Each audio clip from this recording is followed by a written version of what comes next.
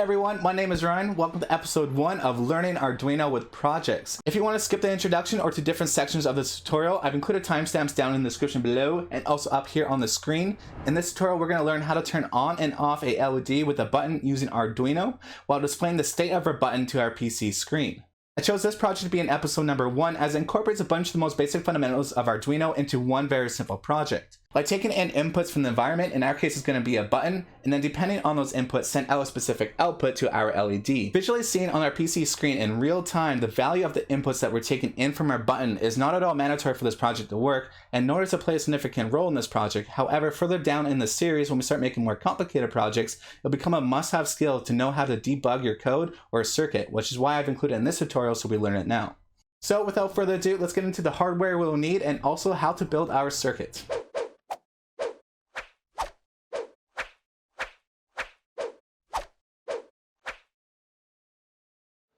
Because you're watching this video, I'm just going to assume you're probably an absolute beginner and may or may not have any idea how a breadboard works. It is super easy, so I'll just get into it really quickly. Underneath all this plastic here are very thin strips of conductive metal which connect some of these pins together in a very specific pattern. This pattern can be broken down into power rails and into buses. Power rails are like these guys here on the side which connect all these pins in a straight line together. So this power rail here is completely separate of this power rail here. Likewise, same thing on the other side. This power rail here is completely separate of this power rail here. Moving on to buses. Buses are the same thing, they just go across this way. So this bus here is completely separate of this bus here. Then this median in the middle, or a divider, separates the buses on the other side. So putting it all together, we got 4 power rails. 1, 2, 3, 4. And we got 60 buses, 30 on each side. So the first thing we're going to do is add a 5-volt power supply from the 5-volt pin on our Arduino right here. And connect it to our breadboard. In my case, it's going to be row 14, column A. Next I'll be adding the button. Do note that the button has 4 legs. The pair of legs that are closest to each other are not connected, and the pair of legs that are furthest apart are connected. Just keep that in mind when you're connecting your button. I'll be attaching one leg to row 14, column E, and the other leg across the median to row 14, column F. Next I'll be adding a small cable from row 16, column J to row 18, column J. So just to reiterate the function of this button, this row 14 bus is connected to this row 14 bus, whether the button is pressed or not, because these pair of legs are furthest from each other, meaning that they create a path for electricity to flow. Likewise, same thing is happening for row 16 bus on this side and on this side. However, row 14 bus is not connected to row 16 buses on either side unless the button is pressed. So when the button is pressed, electricity flows from the 5-volt pin here, through the cable, through the pin. When I press it, it comes out to this side, to this red pin. Now that I have a small cable that attaches the red button to the row 18 bus here, I'm now going to add a 1K ohm resistor from one side of the row 18 bus to the other side of the row 18 bus. You may be wondering why we even need a 1K ohm resistor here. Why not a 10K ohm resistor or a 1 mega ohm resistor? Why do we even need a resistor at all? Well, the only resistance that we have right now is resistance coming from the 5-volt pin, the cable, and the button, which only comes to about 25 ohms. So with a 5-volt power supply and 25 ohms, we can use Ohm's law to find the current we would be asking the Arduino for without the resistor, which if you do the math equals out to be 0.2 amps, which converted over to milliamps is 200 milliamps. The reason why I converted over to milliamps is because the Arduino can only handle 40 milliamps of current. If you run any higher than 40 milliamps of current to your ground pin, you risk damaging your Arduino with a short circuit. But if we add a 1K resistor, together we now have 1025 ohms, so using the same equation and doing the same math, we now get 4.88 milliamps, which is plenty for the Arduino to work with. Next I'm going to add a small cable that attaches the 1K resistor to the first power rail here, also known as the negative power rail. So next I'm going to add another cable that attaches this power rail to ground. We actually have 3 ground pins. We got one over here and another one right beside it. And then we got another one way over here. Now for me personally, I'm going to use this pin right here just because I prefer to have a short cable connecting this rather than getting rid of this cable entirely and just connecting from here all the way over to the ground, just because it's going to get in the way of connecting to these pins here. Alright, we officially have our very first circuit complete. Electricity comes to this 5-volt pin here, through the cable, down through this bus, into the button, comes out the other side, through this corner, goes around here, up to the resistor, down through here, up to the power rail, and into ground. So next we want our Arduino to talk to this button and visually show us that our button is working and whether we're pressing it or not. To do this, I'm going to add another cable that attaches to the row 18 bus between this cable and this resistor, and the other end to pin number 6 on the Arduino. When the button's pressed, electricity flows around this corner and now splits into 2 different paths. One path goes to ground and the other path goes to pin number 6. In other words, when the button's pressed, pin number 6 receives electricity. When the button's not pressed, Pin number 6 doesn't receive electricity. We can use this whole idea here in our code later, where we'll learn about inputs. Next, we're going to be building our circuit for our LED. Our LED is going to be an output, so I'm going to use pin number 2, and then later in our code, I'm going to set pin number 2 as an output, so then pin number 2 is then supplied with power. And I just connected it to row 29, column A. Alright, before we add this LED to our circuit, I want to make sure that we're not overloading this LED with too much current, as the max current that this LED can handle is about 25 milliamps. So if we add a 220 ohm resistor before our LED, we can now plug in some values into Ohm's law. 5 volts for the power supply from pin number 2 and 220 ohms of resistance from this resistor. We now get a current of 0.02273 amps, which is converted over to 22.73 milliamps. Now that we have a resistor that connects the row 29 bus on this side to the row 29 bus on this side, let's go ahead and add a LED to the circuit. Note that the LED has two different sizes of legs. The long leg here is also known as the anode, and the short leg here is also known as the cathode. Let's add the anode leg to the row 29 bus with the resistor, and the cathode leg to the row 28 bus. Lastly, we're going to add a cable that attaches one end to the bus that's connected to the LED cathode and the other end to the negative power rail here.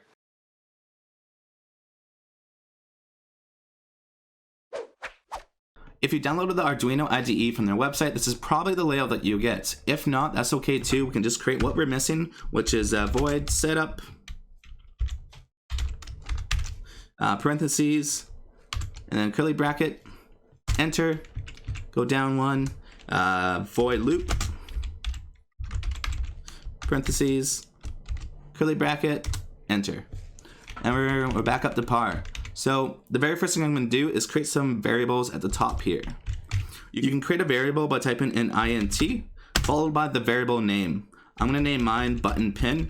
You could really name this whatever you want. You can name it, for example, pineapple for all you want, and it would work just fine, but it's ideal to use a variable name that you'll be using that variable for. In our case, it's going to be used for the button. You may be wondering why we typed in int to create a variable. Int stands for integer, so as the name suggests, this variable name will be taken in a number. In our case, it's going to be 6. And always follow up declaring your variable with a semicolon at the end. The reason why we assigned button pin to equal 6 is because on our Arduino circuit, we attached a cable that connected the button to pin 6, and we said we were going to make pin 6 as an input, which we will do in void setup. Let's add another integer variable called LED pin and assign it to equal 2. And as you probably guessed it, we assigned the LED pin to equal 2 because on our Arduino board, we do have the LED hooked up to pin number 2. Next, we'll create another variable called button state. This one might not make a whole lot of sense right now, as we're not going to assign it a value, but it does have a purpose, and its purpose is in the void loop section, so hopefully it'll make more sense once we get there. Now that we have all of our variables declared, let's now move on to void setup. So in between these two squiggly lines here, we're going to create some code. Let's type in pin mode, and pin mode is a function that takes in two parameters.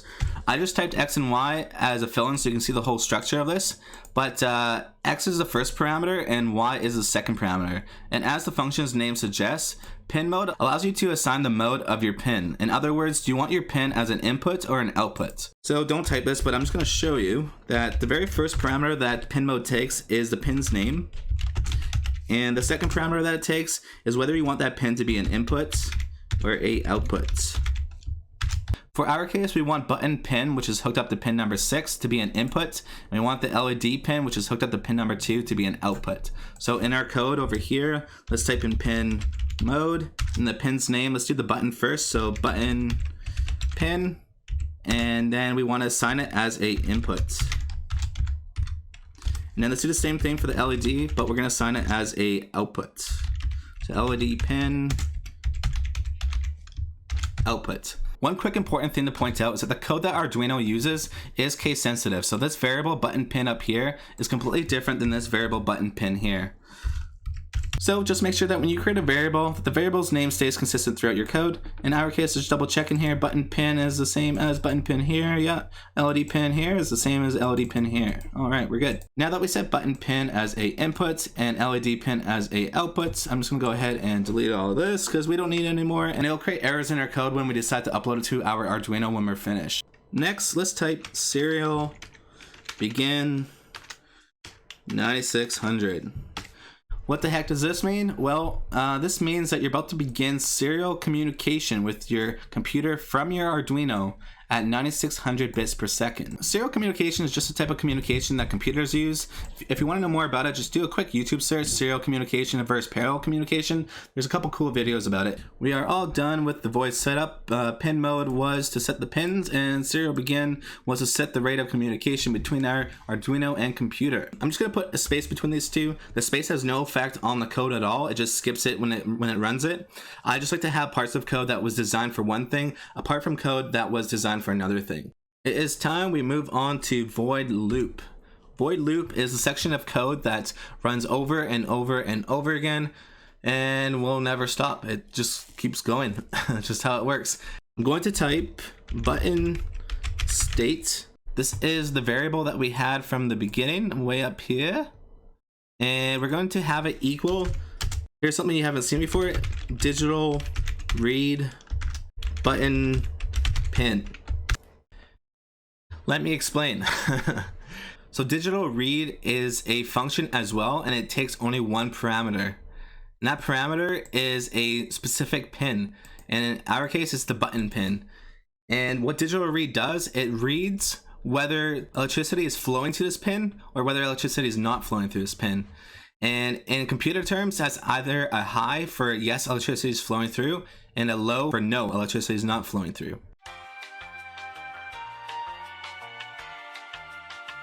Also note that as far as my knowledge goes, you can only use the digital read function for an input pin. You can't use it for an output pin. If you by mistakenly do use the digital read function for an output pin, it'll just give you an error. Next, let's type serial print ln, and then in brackets we're going to type in button state. So what does serial print mean? Well, in my honest, humble opinion, I think it should say serial send, because you're sending information from your Arduino to your computer to pop up on your screen. Maybe the word send is used for something else in the coding world, but for me, whenever I see print, I think like I'm printing something on paper. I don't know.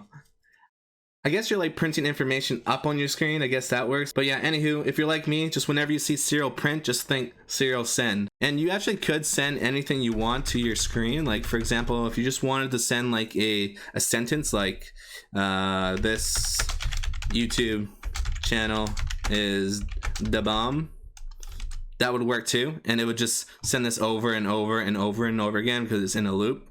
I don't know, that sounds pretty good to me. But for this tutorial, we wanted to print the state of the button. So button state. And because it's a variable, you don't have to put any quotations around it. You only put quotations when you want it to print a sentence. And then this ln here just means line new. So you actually don't need this. I prefer it because if you don't put the ln here, line new, well then it's just gonna keep printing things like after another. So if it was just a series of ones, it'd be like that. But if it was like, if you put the ln, it would go like 1 0 1 1 0 oh 5 0 1 1. It just makes it easier to read in my opinion. So getting rid of all that. All right, so far in our loop part of the code, we have the Arduino read the state of the button, which will give a value of 1 or 0 and store it into the variable button state. We then have the Arduino send that value to our computer and display it on our screen. It is now time to actually do something with that information. And for that, we're going to use an if-else statement. An if-else statement basically means if something is true, do this.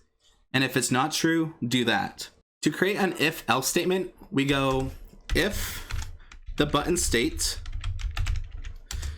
equals, 2 equal signs in a row means equal.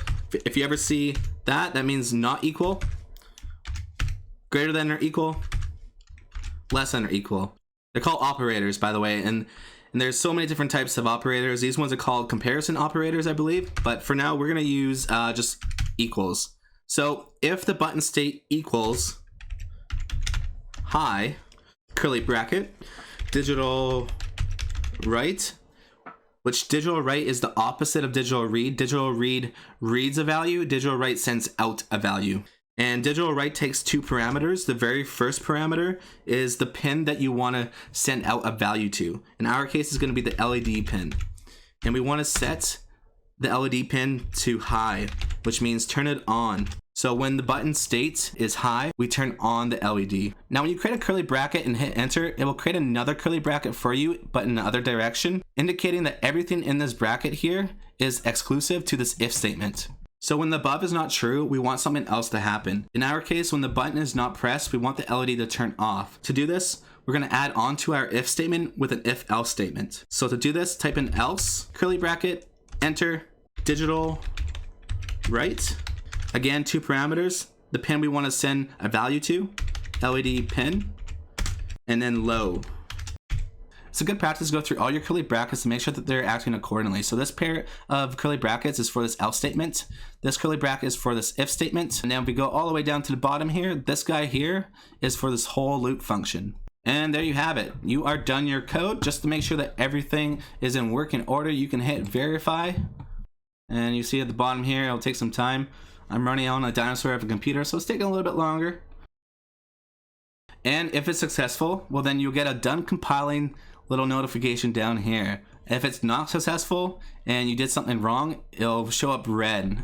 So for example, if I add in, say I forgot to capitalize one of my pins, and so I'll hit a lowercase pin and hit verify. It'll probably say this variable was not declared in the scope or something. Yeah, so LED pin was not declared in this scope.